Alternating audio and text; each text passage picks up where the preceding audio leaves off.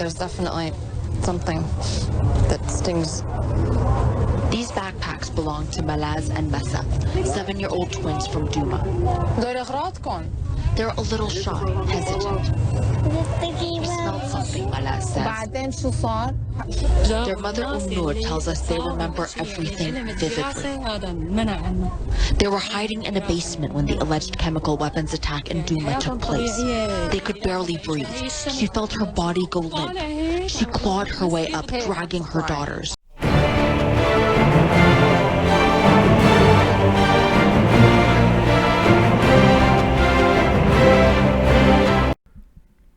Oh, you gotta love the media when they lie.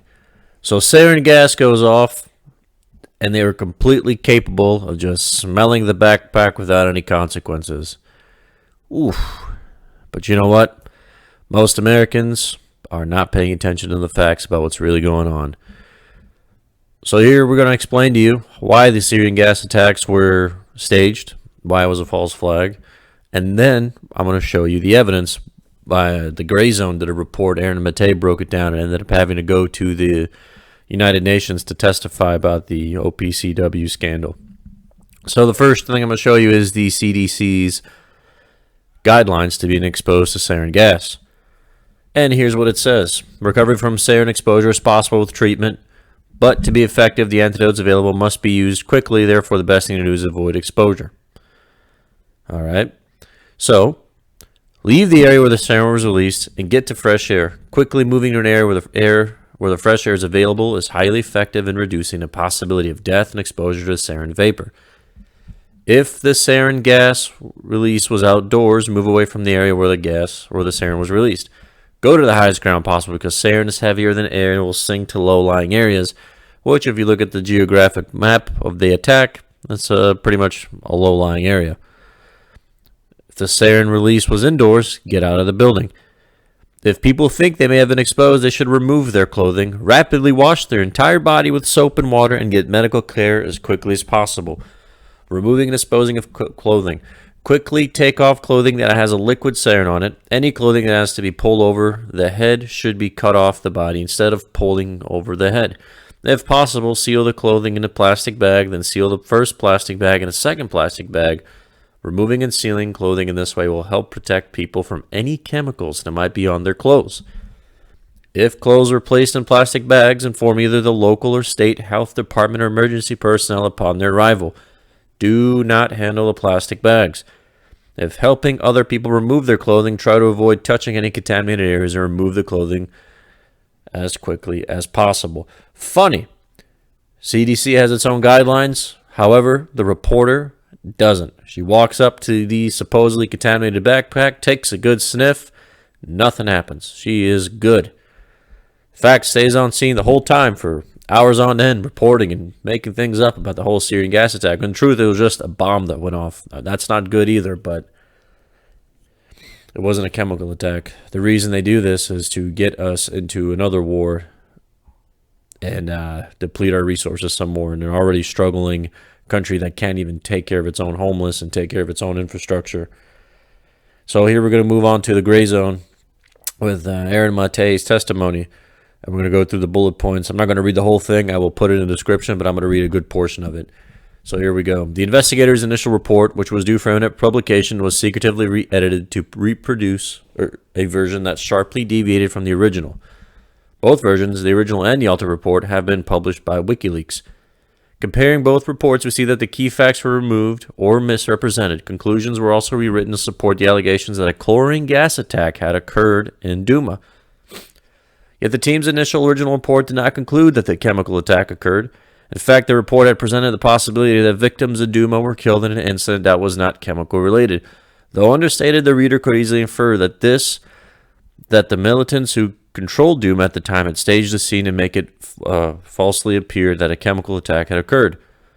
Then there is a toxicology assessment. 4 experts from the OPCW and NATO member state concluded a toxicology review. They concluded that observed symptoms of victims of Duma were inconsistent with exposure to chlorine, and no other obvious candidate chemical using the symptoms could be identified. The finding was kept secret and are inconsistent with the conclusions of the final report. Then were the chemical tests of samples collected in Duma. These samples showed that chlorinated compounds were detected at the amount to trace quantities in the parts per billion range. Yet this finding was also not disclosed. Furthermore, it emerged that the chemicals themselves did not stand out as unique. Most, if not all, could have resulted from contact with household products such as bleach, or come from chlorinated water or wood preservatives. Crucially, the control samples collected by the inspectors to give context to the analysis results were never analyzed. Because of the other leaks, we know that the censorship was protested from the inside. The chief author of the initial report, identified by the OPCW as Inspector B, was among those who deployed into Syria for the entire Duma mission. Records show that he was also at the time the OPCW's top expert in chemical weapons chemistry. On July 22, 2018, Inspector B protested a secretive redaction in an email expressing his gravest concern. He stated, after reading his modified report, which incidentally no other team member who deployed into Duma has had the opportunity to do so, I was struck by how much it represents the facts. After the email of protests, and just days before a substitute stopgap, and a report was published on July 6th, something very unusual occurred. A U.S. government delegation met with members of the investigation team to try to influence them. The U.S. officials encouraged Duma team to conclude that the Syrian government had committed a chemical attack with chlorine. It is worth noting here that the U.S. delegation promoted this chlorine theory despite the fact that it was still not publicly known that no nerve agents had been found in Duma. The Duma investigators reportedly saw the meeting as unacceptable pressure and a violation of OPCW's declared principles of independence and impartiality. Under the Chemical Weapons Convention, state parties are explicitly prohibited from seeking to influence their inspectors in the discharge of their responsibilities. So, as you can see, our government,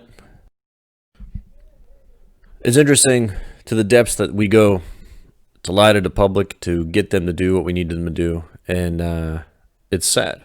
It's sad that the public is absolutely fast asleep, especially with this mask controversy and this vaccine controversy and the lockdown controversy. And it's no wonder that something so obvious that happens on television, you can tell that is a lie, becomes so propagated and believed because the public is incredibly dumbed down, set to believe whatever is on the TV, not to believe what they experience. And that is the trick of the media. I ask everybody this. Continue listening and researching actual credible sources. Anything you see off of the mainstream media has one small nugget of truth and at least dozens of lies. And that nugget of truth is peppered throughout those dozens of lies, and it's repeated over and over again. Basic psychology tells us if you repeat a lie often enough and frequently enough, it becomes the truth to those who listen. And that's what we see. We're going to continue here at Midwest Climate Engineering Watch to do reporting. We're going to change the format here soon to talk more about daily news. We're not going to cover very much of this one topic subject anymore. We're going to cover everything as often as we can because the time is running short. The clock is running out. Sooner or later, we will not be able to do this anymore. Censorship is coming at an increased rate. And we need you guys to circulate these videos, to put them out there. Not for our vanity. We don't need it. We don't need the money. We don't need any of that. What we really need is just to get the word out of what's happening. We need to unify a very polarized and divided nation under the banner of harmony, love, and mutual respect. And information is power, but information without any action means nothing. So please, please, please, remember this. We'll give you the truth so you can be the solution.